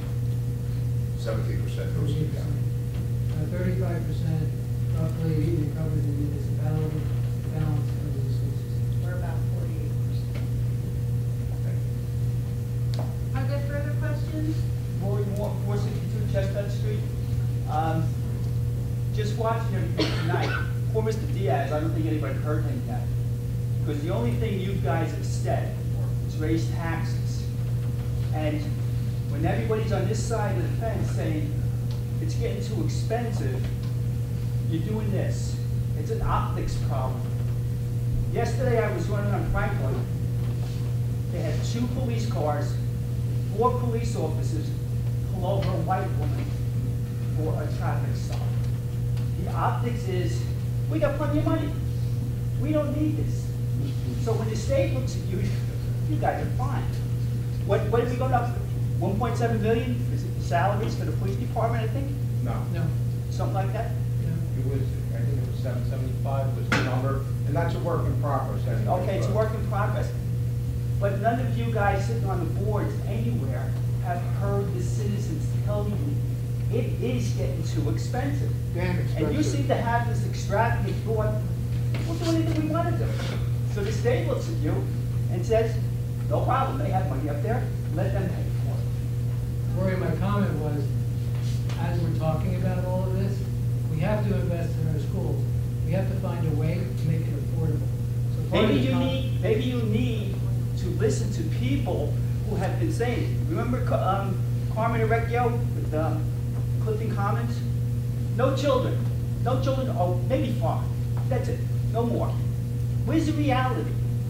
You're trying to convince people that you're real, that you're serious about what you're doing, and you're not even listening. Everybody else with Clifton Commons knew there was going to be more than 20 students. But Arecchio stood there, nope, no more than 5. And the good people don't forget that. They don't. We never forget it. And it's That's just why like every referendum will fail from now on. These women are saying, none of my kids live in New Jersey because they don't want to live with all of this stuff. But you're going to be treating robots. Real wages are going down. None of us were on the board back when Carmen Arecchio may have said that. But it's the same thing, Tom. The actual You report. carried it forward. It's the perception. I'm sorry, I disagree with you. We're trying to figure out a way to make sure that we provide for the health, safety, and the welfare of the community. And what's everybody on this side saying? Raise taxes. So, I didn't hear anybody say raise taxes. Oh, you didn't hear that tonight? Maybe we should have a hearing list. I heard it. What I heard everybody talking about is a very serious problem that has to get reshaped to get down to what the actual issue is. Because it's not talking about enrollment. It's talking We didn't talk about it. We heard that. Right. Okay, So- we're beyond so that now. the point is raising taxes, right? All they're said is it's a problem that has to be solved. There hasn't been And how are you gonna solve one it? recommendation. How are you going to solve it? You're making an assumption. How are you going to solve it? You're making an assumption. Okay, so you're not going to, you're going to solve your problem.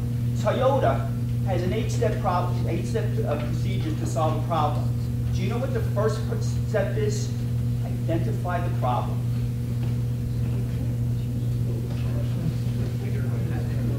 I think what Rory's talking about, Mayor Scarpelli had mentioned before about another referendum for the next referendum. It'll go down. That's what we hear when, that's a tax increase to me, and everyone else is gonna see that video. Let me say something, right? Is that if we continue to put trailers at the schools, you're not gonna have to worry about your housing taxes. That's right. Now, That's right. something needs to be done. Commissioner Evans said, we have to look at this maybe in a different perspective, but something needs to be done to correct what's going on in the schools. And you heard the superintendent say, the driving force is not multifamily. Is it contributing? Yeah, it's contributing. Are single-family homes contributing? The turnover? Yes, they're contributing. Full-day kindergarten, is that contributing? Yes. Is it the programming? Yes. Special education? Yes. Smaller class sizes? Yes. They're all contributing to the schools shrinking. Something needs to be done to correct that problem. If we don't want to look at that, we just want to look at where we're going to be going down, not up. And I think we need to address that. And we're just going to talk about, well, how are we going to do that? We're going to raise taxes. always gonna be about raising taxes. That's not the message we want. Okay, We want to but- know how we're gonna correct it, and we need to correct it. Mr. Mayor, this gentleman said that every turnover that's gonna happen doesn't mean that they're gonna bring new kids in. This gentleman didn't say that before, that every new turnover that's gonna happen doesn't mean more kids are gonna come in. We don't know the future. We just saw that enrollment hasn't really changed, except in one area of town. If I may speak up, please. Tammy Rossi, 28 Colonial Terrace. I've been following the dynamics of town politics for the past few years. I've lived in Nutley over 20 years, and I've seen the town change. Now, it is obvious we need to do something about the schools. I think the bigger issue at hand is how the municipality wants to conduct business as usual and not make any sacrifices. Now, Mr. Evans, you were supposed to work from a zero-based budget. What happened there? You're saying that 35% of our taxes goes to the municipality. I've been going to the Board of Commissioner meetings. Town positions have a range, a salary range. You keep elevating the upper range of these salaries. And these ranges are put in place because they're appropriate for the job description. But you can't, there's like no ceiling to your spending on the municipality side. And that in of itself is raising our taxes unnecessarily. Where's the money being spent? Where's the red flag that all this money is being, where is it? Tell us so we can adjust. It's accumulation. Of what? It's a culmination of all the, first of all, we really need, is the town municipality side right sized with employees? Do we have too many employees working for the town? Is there an excess? Is there room to cut back in some departments? You know, I mean, and I understand some employees have worked for the town for many, many years, but you know. Hey, you know what, people have a bad habit, I have to tell you, and I'm in business, and I've made a lot of hard choices in my business every day. We can't just go to the taxpayers or go to the state and say, you know what, we want to raise revenue in my business. So we have to make hard choices, but also for the towns too. These salaries that everybody tends to look at is at the end of these people's careers too. You know, when we'll talk about the chief of police, you know, he started at, I want to say $25,000 academy. He's been there 20-something years. Yeah, does he make a good salary? Yes, he does, but it wasn't always like that. These people have steps. When I became police commissioner here, we went to arbitration in one of the years. You know, it looks like it's easy, but trust me, arbitrators, when I first got elected, I was fighting, I didn't want to give anybody a leave. But hear me out. Arbitrators were coming in all over the state, giving 4% raises after you spent all the money on the legal end of it, negotiating, going through the arbitration process. When you look at the salaries around Essex County and the state, and I'll speak for my department, we're in the middle. We're not, we just received an award to be one of the safest communities in New Jersey. Tell me how that brings development into your community, Gene. How come you invested millions of dollars in roads? One of the safest. Millburn didn't get that, Tammy. Fairfield didn't get that. Nutley got it. So when you tell me that 2 cars pulled up for it, I'm happy to hear that. You know why? Well, I'm going to tell you why. Because that sends a message to the other towns. Don't do that enough. No, it doesn't. It sends a message to the state, we have plenty of money. Taxpayers We didn't become one of the 50. Well, we didn't sorry. become one. 2 cop cars, 4 cops. But what I'm just saying, Rory, is this. What I'm saying, Danny, is this. You know, we get beat up, pretty good up here, you know, where it's always cut. We continue to cut in this town, okay? I pay a lot of money in taxes in Nutley too, and I'm not happy about that either, okay? But if we continue to cut, and we don't pay attention to these schools, okay? We're not gonna have to worry about protecting anyone. You know why? There's not gonna be anyone here. And we have to strike a balance and try to provide these services as efficiently as we can and give people of the town value for their tax dollars. And I think that it's getting strenuous, and there's a lot of people in Nutley too, that are like, listen, raise the taxes, I don't care what they cost. Hey, you know, fix the schools, but there's a lot of senior citizens here that can't pay another dollar either. So we're poor. I hear what you're saying, and with, as far as public safety, I'm not talking about public Okay. safety. Okay, I'm not addressing that. I'm talking about, other positions in town. Which one Upper specifically? range. Well, Which clerk? just in general. Which clerk? Why would you wanna get into that? Relax. I'm not gonna get into I'm that. tired of this. I know, just do it, okay? Look, the bottom line is, I'm just saying that Madam some Chair, can you positions take in over? town, Yes, the salary ranges, the raising of the upper range. Excuse me, I think that we're just rehashing old things right now, and at this point, I'll entertain a motion to adjourn. That's not right. Second? Good.